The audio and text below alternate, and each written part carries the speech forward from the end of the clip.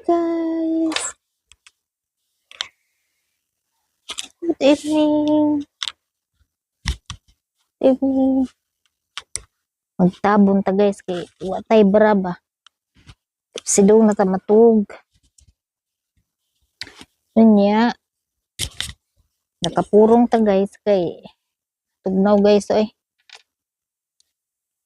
Karong guys gihimo na akong video karong guys kay mag-ihap na pud ta.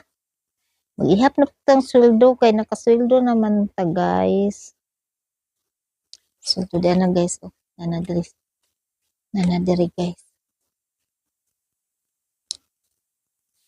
Charan na. Kani guys. Sweldo rin ako na itong buwan ng October. Kay ang ting sweldo diri guys every 10th of the month. So October, November 10 na makuha ang sweldo. November 10 binibigay pizza G's kay October man so November. So ang sweldo na pud sa November sa December 10 na naman namo makuha. So muna ni guys. May nag-comment pala kasi kung nag-ano ako ng video nung in-upload ko na nagbilang ako, tapos ginawa kong pamaypay. Ang sabi sa akin, nag-comment siya na kung naniniwala ba ako na masama yung pera kapag ginawang pamaypay. O basta yun yung ano ko, yung pagkakaintindi ko ang sabi niya naniniwala ka ba na masama yun kapag ang pera ginawang pamaypay? So, sa tingin ko, para sa akin, hindi ko naisip yun na masama siya. Natutuwa lang ako. Ayan, ito, papaypay ko ulit siya kasi mainit. Mainit yung ganito. Winter nga, pero mainit. So, pasalamat ako kay Lord ka nga tagaan kung maing panglawas, bisan og grabe yung trabaho na ginagawa ko. Pero mag-start ako ng puro panibago yung schedule, hindi naka-fix. Kasi depende sa mga Israeli kung sino yung hindi available, ako yung sinasalpak nila. Kaya minsan nag-start ako ng trabaho ng 6 o'clock kasi ako yung magbibigay ng breakfast. Ako din yung magluluto ng yung binibigay namin sa umaga naman na niluluto is yung fried na bread. Tapos bitsain yung sunny side up. Tapos hard-boiled egg, yung mga ganun. Pero madami siya. Madami, as in madabihan. Kasi yung pinapakain naman namin is nasa 300 to 400 na estudyante. Tapos 6:30, 6 to 3:30. Tapos break time ng 2 hours, balik na naman ng mga 5:30, ganun. 6, ganyan. Hanggang 8:30 na naman yun.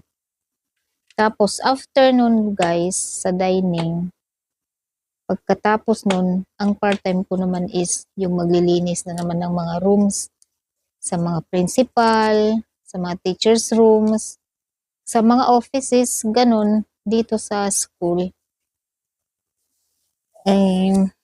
Umabot ako ng 4 hours, ganun.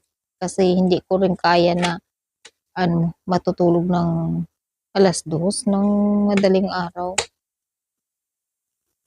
Actually, natatapos ako ng 12:00, minsan 11:00. Kasi di ba natatapos ako ng 8:30. Nagsasarado kami ng 8:30 ng gabi. Nga pala guys, Ang worth nito dito is 200 shekel. Tapos pag i-convert ito to peso, mga nasa 3,000 plus siya, 3,000 pesos ang isa nito.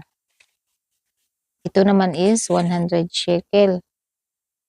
So, nasa 1,500, 1,600 ang worth naman ito ng conversion sa peso.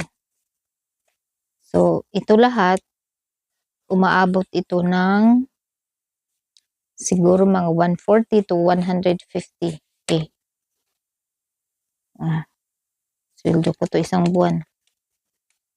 Hindi kasama dito yung part-time kasi ang part-time ko iba yung iba yung nagbibigay, yung mismong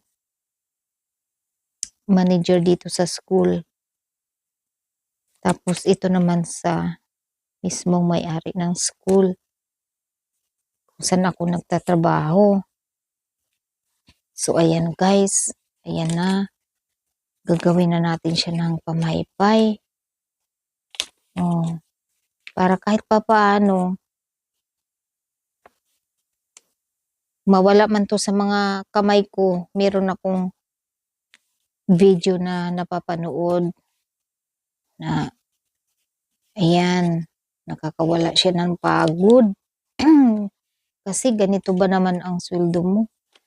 May mga kasama ako dito, yung mga African. Tapos sila wala silang kwarto. Nasa sila, double deck sila. Pero ako, may kwarto ako, sarili. Kumbaga ako yung pinagkakatiwalaan nila dito. Gawa nung nakikita nila na hard worker ako. Tapos, ayan, may mga susi akong kung may mga susi akong hawak. Kasi sa akin na binibigay yung mga susi. Ayan, ganyan kadami na susi. Iba-ibang lahat ito guys, nililinis ko. Ito guys, hindi ko to pinagyayabang. Pinagmo-motivate ko lang yung sarili ko dito. Sa kakabilang, binibidyo ko para kahit papaano. Kapag nag-for good na ako, meron akong, kahit wala man akong binibilang na buwan-buwan na ganito, kapag nag-for good ako, meron akong mapapanood sa mga video ko. Remembrance guys, ganun. So, ayan lang guys. Thank you for watching. Share and like na rin guys. Bye-bye.